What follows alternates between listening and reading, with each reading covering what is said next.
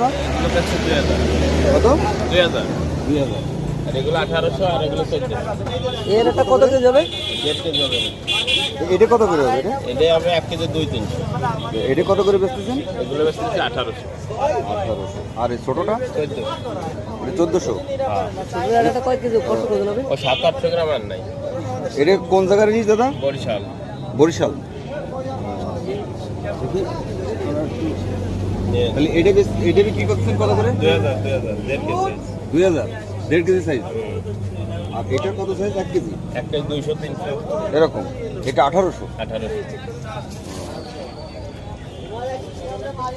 এবার এগুলো কি হচ্ছে? মানে প্যাক করে বাসায় নিয়ে যাওয়া হচ্ছে? আছে না? হ্যাঁ। সাধারণ দাঁড় নিতে হবে। নাও।